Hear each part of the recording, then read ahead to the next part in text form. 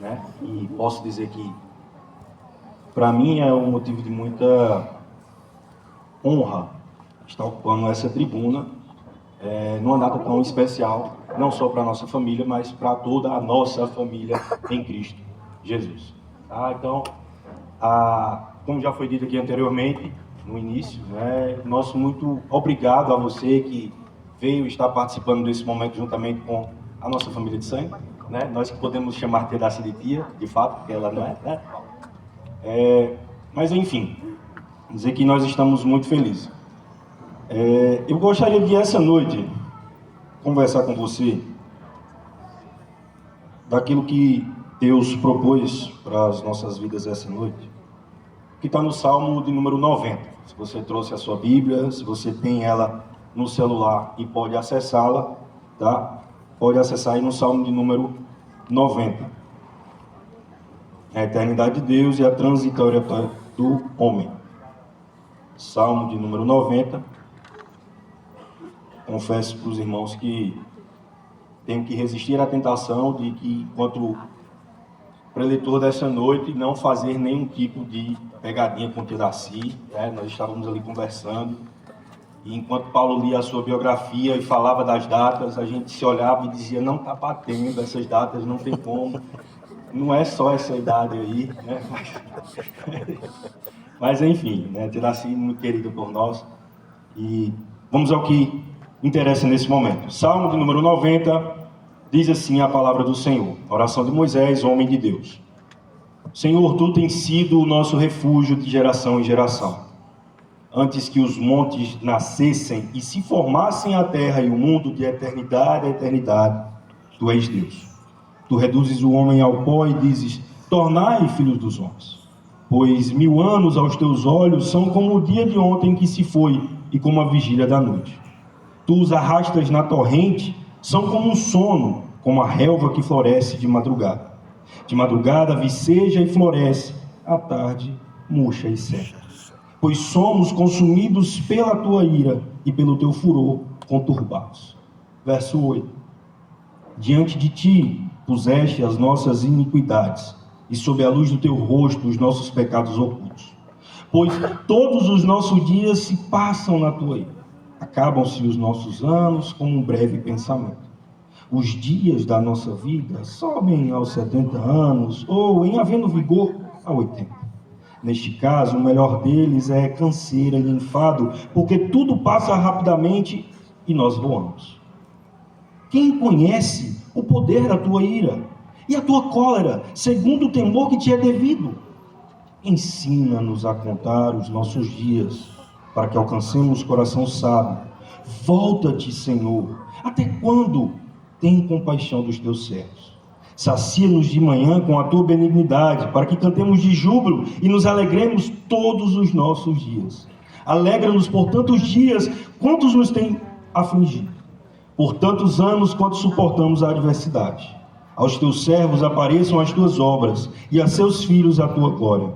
Seja sobre nós a graça do Senhor nosso Deus. Confirma sobre nós as obras das nossas mãos. Sim, confirma a obra das nossas mãos. Amém? A palavra do Senhor. É muito curioso nós pensarmos que se nós pararmos e conversássemos com cada pessoa aqui, desde o mais novo até o de mais idade, cada um naturalmente teria, com certeza, uma versão, uma narrativa. Cada um teria uma própria história para falar sobre uma mesma pessoa. Nesse caso, nessa noite, tia Daci. Talvez, se você conviveu com ela por muitos e muitos anos durante a igreja, você tenha uma visão de Daci. A visão daquela mulher batalhadora, de pulso firme, e tão solícita, tão dada à educação, uma pessoa que doou a sua própria vida, como já foi dito aqui anteriormente, em favor de tantos. Talvez você tenha uma percepção diferente dela. Talvez você a só olhe com distância, porque não tenha tido tanta intimidade. Talvez, se você é da família, você teria uma visão um pouco mais diferente, de tanta proximidade, talvez. Os irmãos, Talvez tenha uma versão de Daci que, com certeza, os seus sobrinhos não teriam. Talvez você, todos nós aqui teríamos uma versão, uma narrativa, uma forma de enxergar a nossa irmã Daci. E é engraçado como que este salmo, se você não sabe, é o único salmo que é atribuído ao profeta Moisés. E é engraçado como você olha para ele e eu gosto de pensar que a maioria dos salmos, quando escritos, eles falam sobre sensações, falam sobre sentimentos, mas, sobretudo, salmos, quando foram escritos com a inspiração divina do Espírito Santo, eles carregam consigo uma forma de enxergar aquele momento especificamente dentro da história que Deus está trilhando com aquele que escreveu o salmo. É interessante você pensar que nos mesmos salmos que falam a tua benignidade me seguirá para todo sempre, são aqueles que dizem que o Senhor pega a cabeça dos filhos dele e o coloque sobre as rochas. Percebe como que os salmos carregam toda essa profundidade e toda essa intensidade, mas sobretudo carregam versões de homens e mulheres que ao longo da caminhada com Deus puderam experimentar tudo aquilo que a vida lhes propôs.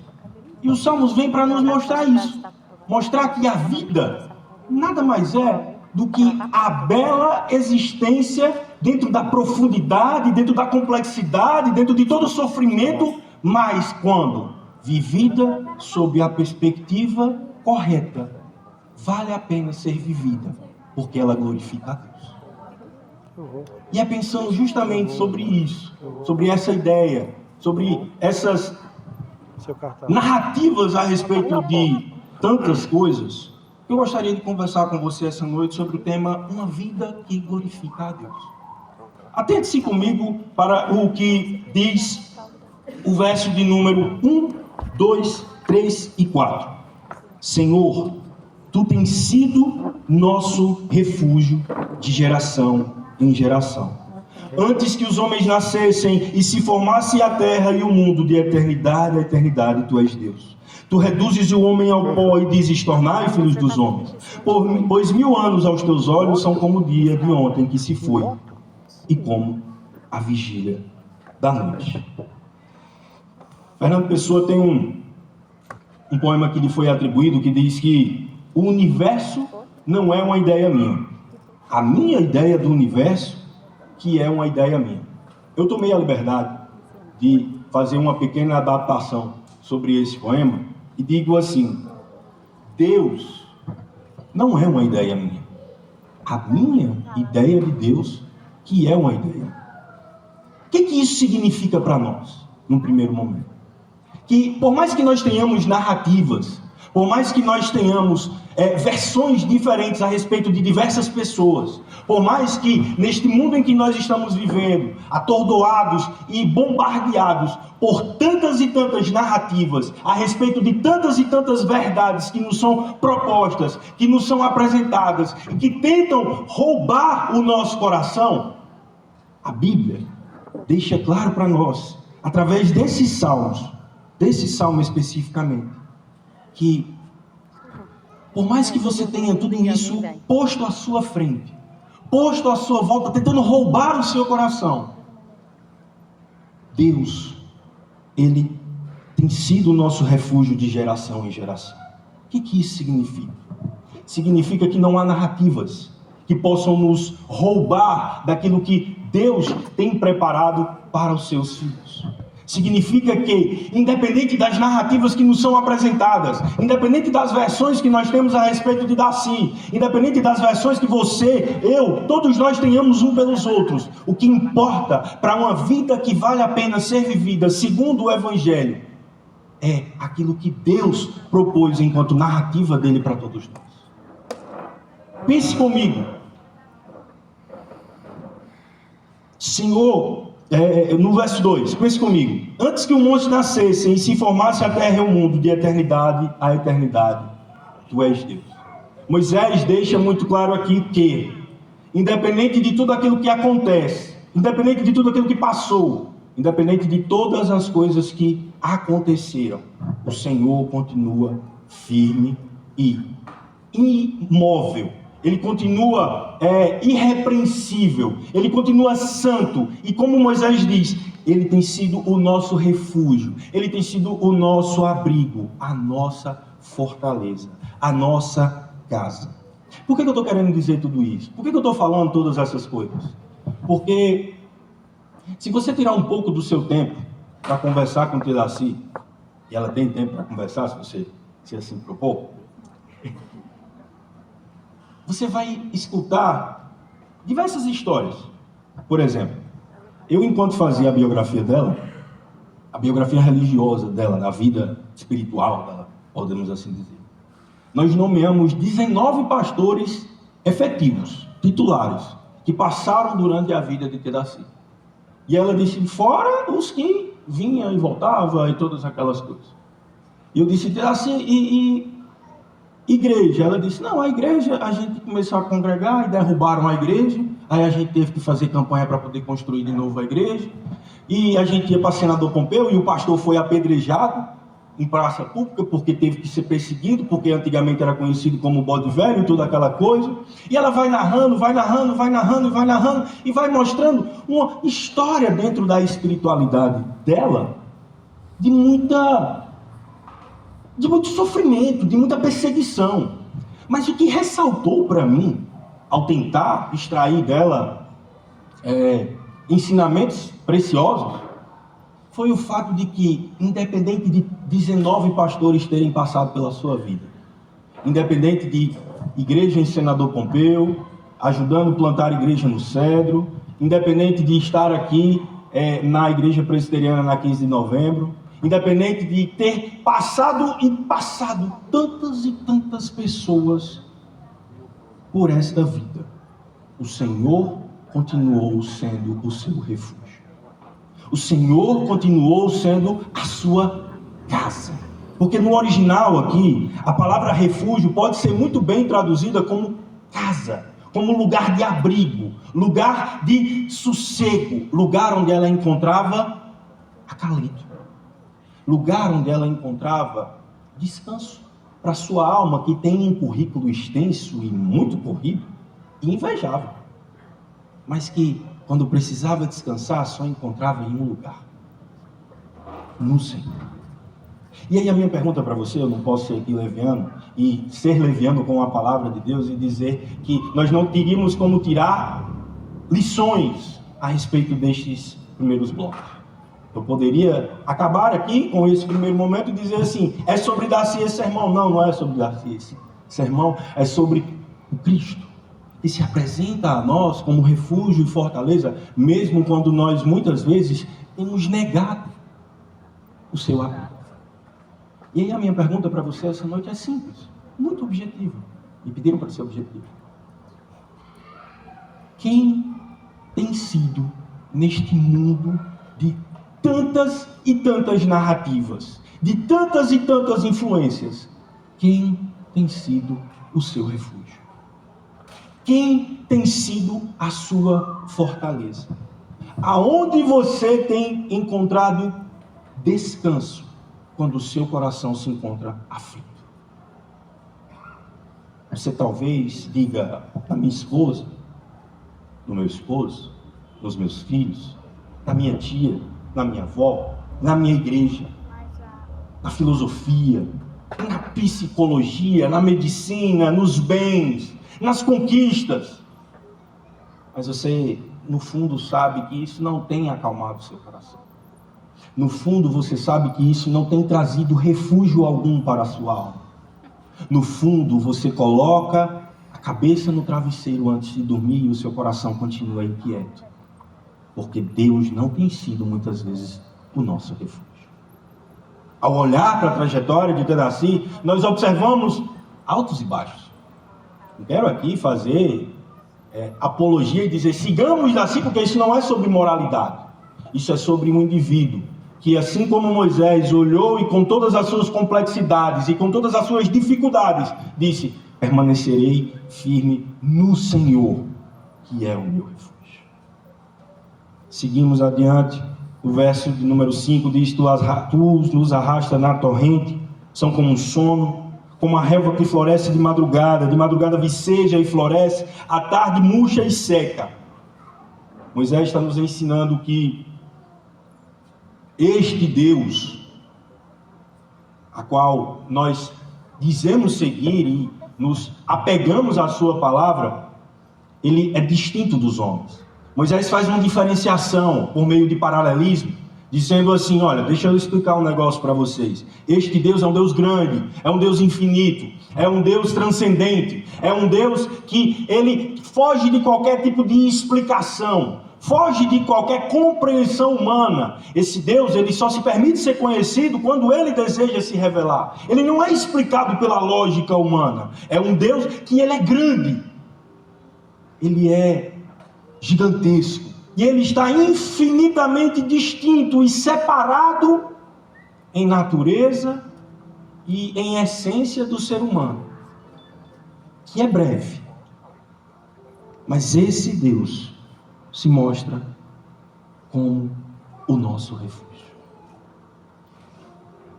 O texto segue e nos mostra que Moisés está tentando construir no seu leitor a ideia de que homem e Deus são distintos.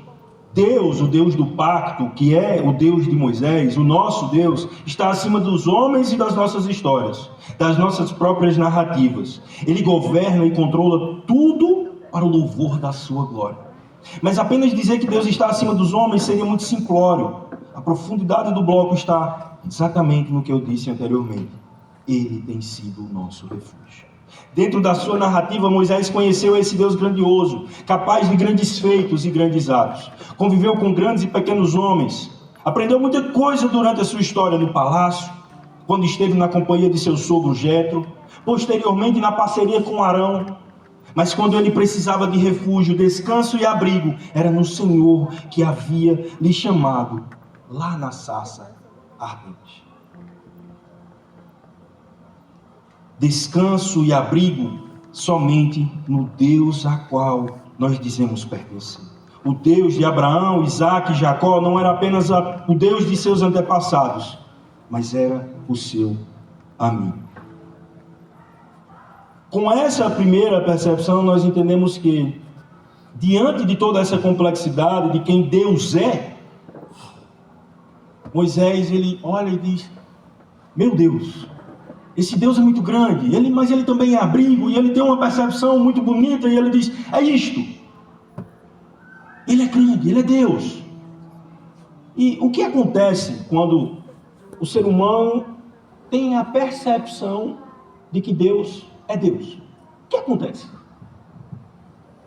Se você é ímpio, desculpa lhe dizer, mas se você tem esse contato com Deus e essa percepção de que Ele é Deus e que Ele é imanente e que é todas essas coisas, a primeira coisa que acontece na sua vida é rejeição. Você rejeita, o seu coração entra em pavor, você fica injuriado, porque você não consegue conceber a ideia de que esse Deus seja um Deus que age com ira, age com pavor. Isso causa em você tamanha estranheza e distanciamento. Mas em Moisés foi diferente. Porque Moisés, quando tem essa percepção de Deus, quando ele descobre quem Deus é aí que ele descobre quem ele é. O verso 7, 8, 9 e 10 mostram que quando tomamos consciência de quem Deus é, não há nenhuma outra alternativa que não ser sabemos que nós somos consumidos pela ira do Senhor, pelo furor, conturbados. Diante de ti puseste as nossas iniquidades, e sob luz do teu rosto os nossos pecados ocultos. Moisés está dizendo que quando ele se encontra com Deus, é muito semelhante ao que acontece com Isaías. Ai de mim, que sou pecador, que tenho lábios impuros e habito no meio de um povo de impuros lábios. Moisés tem essa percepção e diz assim: e agora? O que será de nós? O que será de mim que, tendo percebido que Deus é grande, que Ele é refúgio, todas essas coisas, mas reconheço que sou, como disse Agostinho, um homem miserável, que não pode achar em si mesmo nenhuma esperança de salvação, senão em Ti, Senhor. o que fazer. Eu me lembro, e eu vi agora Marco, e eu me lembro quando eu era criança, de lá se trazer a gente para a igreja, a pulso, né? Por livre e espontânea obrigação, a gente viu, né? E eu me juntava com Carlito e Mila. Marta, chega olhando assim. E a gente botava o terror nessa igreja. E eu me lembro que Iraci olhava para nós e dizia assim: olha, você se aquiete, porque você está no culto e você tem que...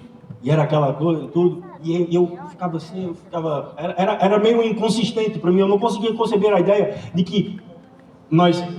Ai, Senhor, Tu é bom e tal, aquela coisinha, aquelas musiquinhas que a gente cantava e tudo na escola bíblica, né? E aí quando vinha tentar assim, olha, Deus não está se alegrando disso, não. E aí eu percebia o quanto que uma vida equilibrada, conhecendo quem Deus é e tendo consciência de quem nós somos diante de Deus, gera em nosso coração um temor necessário na relação que precisamos estabelecer com Deus. Não é com total descrédito, não é como se nós vivêssemos uma vida aquém do que Deus tem nos chamado, mas é um equilíbrio. E eu notava que todo aquela nossa rebeldia da infância e da adolescência, na verdade se transformaria depois num coração quebrantado, que precisava entender por meio dos ensinamentos dos seus familiares, em específico o meu bisavô Samuel Alves Bezerra, memória, que nós olhávamos e dizíamos: não são homens e mulheres perfeitos, como o Tedaci também não é, como o tio Emilson também não é, como eu também não sou, como os meus pais e todos que nessa mesa estão e que todos nós estamos aqui. Nenhum é perfeito, nenhum é cabível de absolutamente nenhum tipo de louvor ou glória que não lhe seja atribuída pelos méritos de Jesus Cristo. A percepção de quem Deus é nos causa esse quebrantamento, a certeza de que precisamos do Senhor para chegarmos aonde precisamos chegar.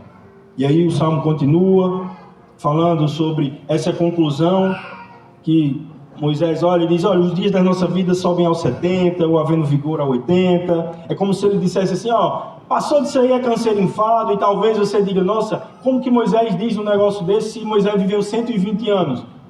O Salmo nos coloca na realidade da vida, nos mostrando que caminhar com Deus nunca foi e nem nunca será ausência de adversidades. Caminhar com Deus nunca foi nem nunca será ausência de perseguição. Se você é mais novo e está aqui na igreja, tire um tempo para você conversar com o tia Daci sobre como que foi a perseguição que ela presenciou com os próprios olhos lá em Senador Pompeu, quando o pastor foi agredido porque era simplesmente um pastor. Ou sente com ela para saber dos relatos que aconteceram quando a igreja caiu o teto. Talvez os mais antigos aqui vão lembrar quando o teto caiu e a igreja teve que se mobilizar para poder reconstruir. Ou talvez as dificuldades que foram quando ela assumia a SAF e tinha todos os problemas interpessoais, que são claros das relações humanas. Ou quando ela assumia uma secretaria, ou quando, enfim, a caminhada cristã de quem se propõe de fato a caminhar com Deus com intimidade, tendo Ele como seu refúgio, tendo Ele como seu abrigo, tendo Ele como sua casa, é uma caminhada que ela, por muitas vezes, vai ser cansativa, mas que compensa. Compensa porque, como disse a Brankheimer, não há 1 centímetro na existência humana de sensações, sentimentos, emoções, atribulações, ou seja o que for, que Jesus Cristo não possa dizer que é dele, que pertence a Ele. Ter uma vida digna ou ter uma vida condizente com a realidade do Evangelho nada mais é do que entender que, para além de todas as dificuldades, Deus continua presente em nossa caminhada. O Salmo continua e no verso 12 diz: ensina-nos a contar os nossos dias, para que alcancemos um coração sábio. Volta-te, Senhor. Até quando tem compaixão dos teus servos? Sacia-nos de manhã com a tua benignidade, para que cantemos de júbilo e nos alegremos todos os dias. Alegra-nos por tantos dias quanto nos tem afligido, por tantos anos quanto nos suportamos a adversidade. Aos teus servos apareçam as tuas obras, e a seus filhos a tua glória. Seja sobre nós a graça do Senhor nosso Deus. Confirma sobre nós as obras das nossas mãos. Sim, confirma a obra das nossas mãos. Quem de Deus se aproximou, caminhou, se relacionou em intimidade, olha para tudo e diz: meu Deus, como eu gostaria que as demais gerações conhecessem e experimentassem exatamente o mesmo que eu. Que todos ficassem sabendo do Senhor e dos seus feitos. E aí o salmista diz: Senhor, confirma a obra das minhas mãos.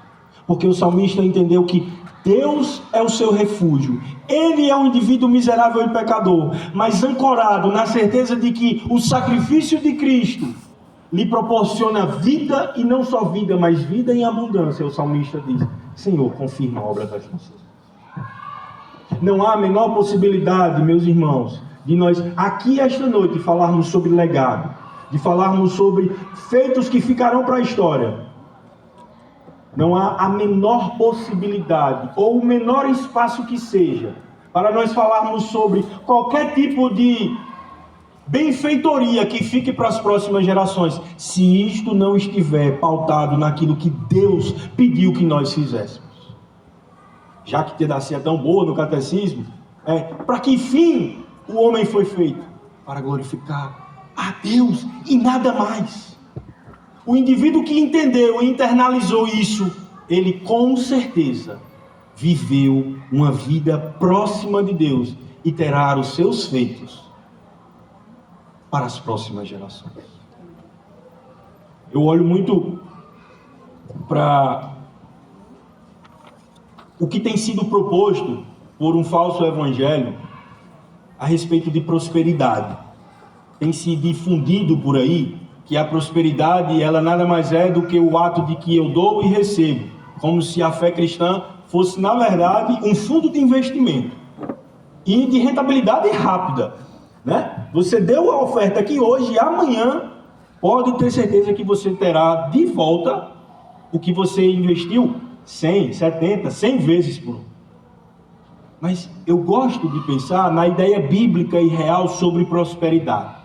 O texto fala que prosperidade nada mais é do que ter as suas obras feitas pelo Senhor através de você colocada para as próximas gerações. Colocada para quem talvez daqui a 10, 15, 20 anos nós não sabemos. Talvez nós nos reunamos e digamos que tivemos encontros belíssimos com as situações. Mas só é possível ter uma vida que ficou para a prosperidade das outras gerações quando Cristo alicerçou todas as nossas obras. Só é possível dizer isso: Senhor, apareçam as tuas obras a seus filhos e a tua glória. Seja sobre nós a graça do Senhor nosso Deus. Confirma, Senhor, confirma, Pai, as obras das nossas mãos. Sim, confirma a obra das nossas mãos. Independente da narrativa, independente da forma como você enxergue o mundo, independente da forma como você enxergue a própria Daci, como você enxergue o próprio Paulo, como você se enxergue, nesta noite, com este texto, eu quero lhe dizer que o que importa de fato para nossas vidas é aquilo que Deus disse para nós e aquilo que nós fazemos para Ele, e o que Ele faz através de nós e apesar de nós. Que o Senhor nos ajude a ter a nossa vida de forma próspera, que as próximas gerações que virão possam olhar para nós e dizer: Senhor, eu prosperei porque eu herdei deste aquilo que Cristo queria para a vida dele, e agora a minha vida é uma vida que condiz com o Evangelho, porque eu aprendi dos meus antepassados aquilo que o Senhor guardou para nossas vidas. Não adianta nós pensarmos que somos os próprios protagonistas da nossa história. A Bíblia nos deixa claro, e esse salmo fica muito evidente, que precisamos ter aquele que é nosso refúgio como protagonista da nossa história, para que sim, aí sim, a nossa vida possa ser próspera. Para que aí sim nós tenhamos prosperidade. Para que aí sim nós sejamos indivíduos que talvez nós nunca consigamos pagar todas as contas do mês. Talvez nós nunca consigamos ter o carro tão sonhado. Talvez nós nunca consigamos e morramos pagando o aluguel. Talvez nós nunca consigamos conhecer a Maldivas, Dubai, ou quiçá, Flecheiras. Mas seremos prósperos. Seremos prósperos porque as obras das nossas mãos foram feitas para o Senhor. O Senhor se alegrou dela e Ele fez com que tudo isso se tornasse próspero. Que o Senhor nos ajude esta noite a entender que o nosso trabalho não é em vão. Que a obra de Cristo seja conhecida e que através dela a nossa posteridade conheça o Senhor.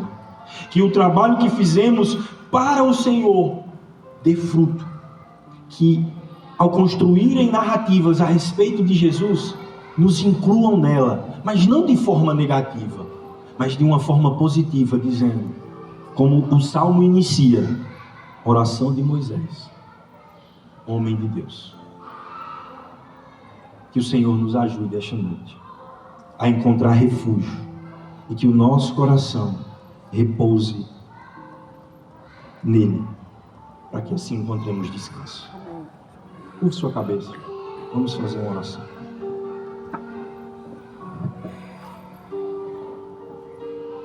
Senhor, nós somos gratos ao Senhor. Gratos porque, apesar de nós, Pai, o Senhor, na eternidade, decidiu nos amar. Porque o Senhor, antes mesmo de nós nascermos, o Senhor já tinha decidido nos amar. Não, ó Deus, porque tivéssemos mérito, ou porque fôssemos bons, ou porque merecêssemos que seja o que for de bom, mas porque é da tua natureza, ó Pai, amar. Pai, nós celebramos essa noite 80 anos de pedacinho. Gratos porque a sua vida, por mais que possa ter tido altos e baixos, por mais que nós não adotemos a mesma postura que ela adotou, nós aprendemos com ela que vale a pena viver uma vida com o Senhor. Que o Senhor nos ajude, Pai, nesta noite, a sermos verdadeiramente prósperos. Que as nossas obras prosperem, mas que elas só prosperem, ó Deus, se o Senhor estiver conosco. Que o Senhor guarde o nosso coração e que a nossa vida possa ser uma vida que glorifica o Teu nome, assim como a vida da Tua serva. É o que nós te pedimos no nome santo e poderoso de Jesus.